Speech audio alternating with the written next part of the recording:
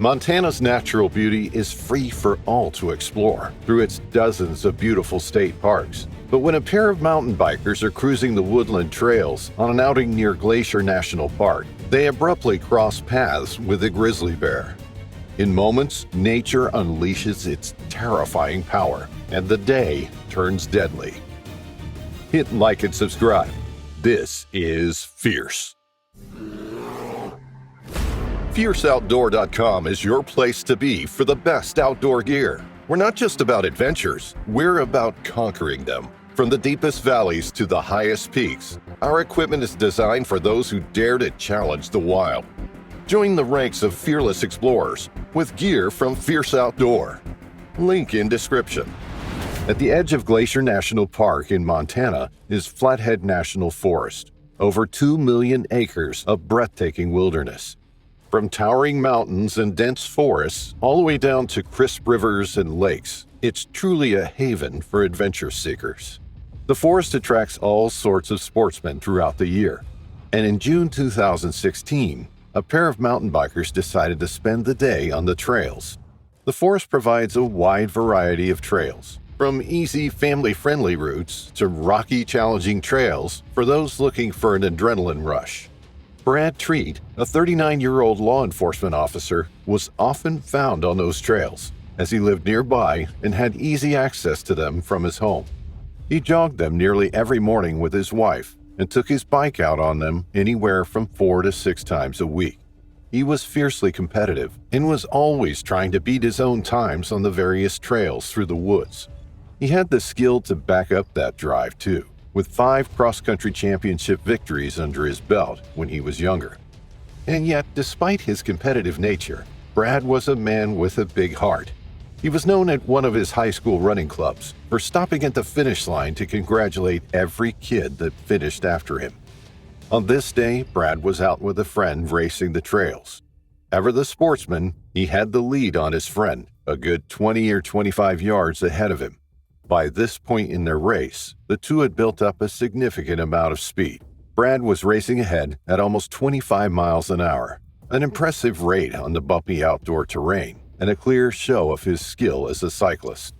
Traveling at that speed carries risks, however, and when Brad rounded the corner, he would have had only a second to react to anything that was there. And what was around the corner today was a grizzly bear. Brad may have been distracted. There was no sign he tried to brake or swerve, and Brad collided with the grizzly bear at full speed.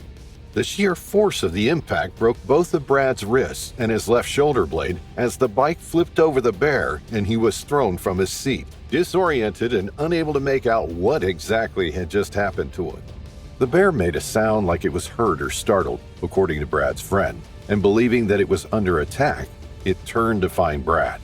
He was on the ground, already in severe pain from his broken bones, and this meant he was unable to escape the bear's fury.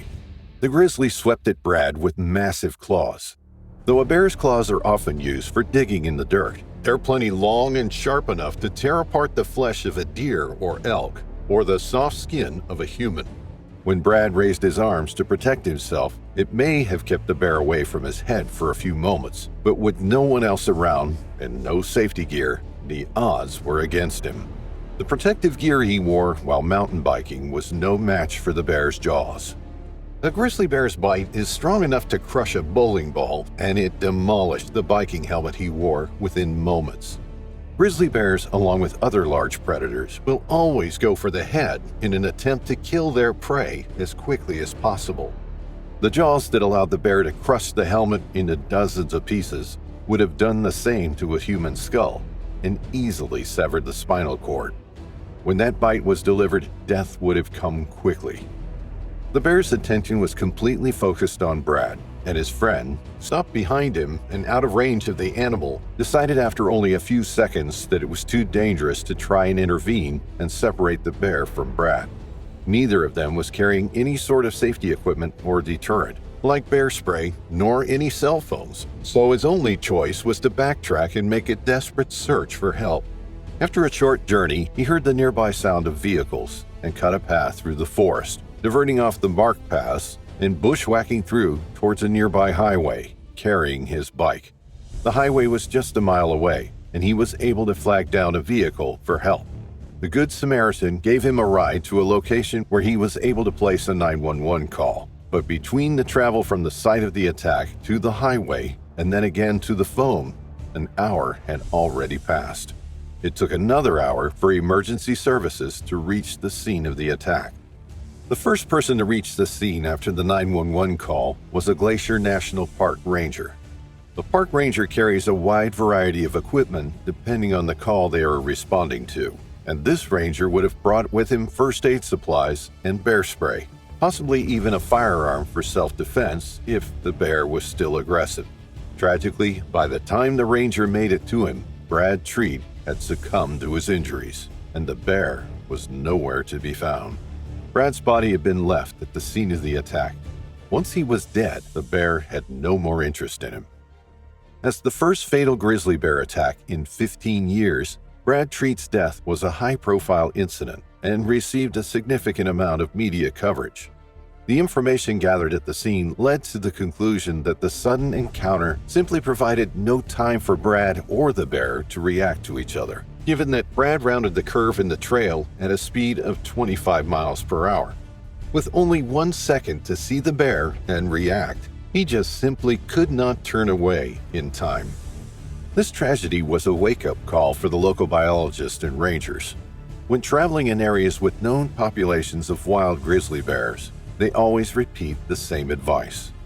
Don't run, make noise to make your presence known, and keep constant awareness of your surroundings.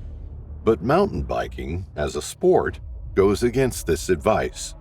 Bikers travel quickly, quietly, and don't have as much time to react to what's around them. This makes the sport particularly dangerous in bear habitats, and grizzly bear biologists realize that by allowing these sports, there's going to be a lot more chances for deadly encounters like what happened to Brad Treat. Now they're beginning to realize that we may have to take another look at the way we use our state parks, at the impact our activities have on the life and behavior of large predators, both directly and indirectly. With the death of Brad Treat, there have been 11 fatalities in Glacier National Park since its founding in 1910. But as human activity continues to increase in the area, there will only be a greater likelihood of crossing paths with these incredible animals. We can run marathons and host races and hike these mountains as much as we want, but we always have to remember, these woods are the grizzly bear's home, and we're only visiting.